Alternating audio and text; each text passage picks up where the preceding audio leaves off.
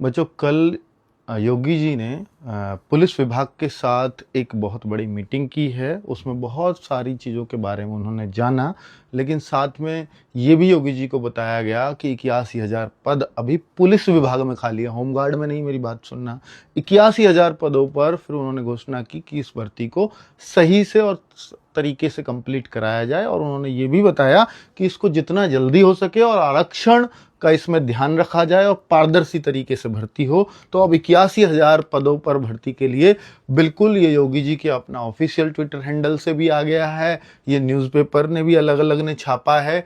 और पुलिस विभाग में इस वर्ष 81,000 से अधिक पदों पर होगी भर्ती। अब यहाँ पर दो कन्फ्यूजन हो जाते हैं कि सर जो चल रही है भर्ती उससे अलग है या उसको मिला करके है। तो बच्चों यहाँ पर दोनों ही संभावनाएं स्पष्ट रूप से किसी बात को नहीं कहा जा सकता। न्यूज़पेपर को भी पढ़ोगे तो वहां भी ऐसा लगता है कि क्योंकि कई जगह लिखा हुआ है कि कुछ पर भर्ती प्रक्रिया प्रचलित है।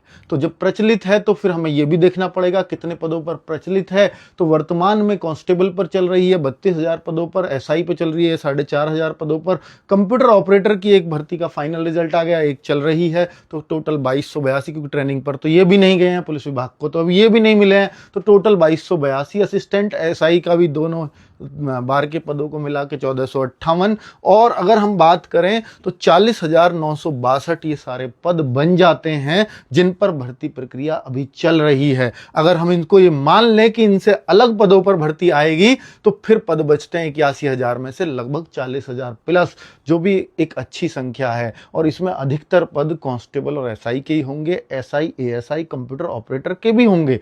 एसआई एएसआई और कंप्यूटर ऑपरेटर के अगर सारे भी मिला दें तो ज़्यादा से ज़्यादा 2-3-4 हज़ार पद होते हैं। तो फिर बचती है 36-37 वैकेंसी। तो एसआई और कांस्टेबल पे मिला करके ऐसा लग रहा है कि एक और नई भर्ती जितने पदों पर चल रही है 32 और 4 36, ये भी करीब करीब उतना ही बनता है। तो 36-37 हज़ार पदों पर एक और नई भर्ती कांस्टेबल एसआई को मिला करके आने वाली है।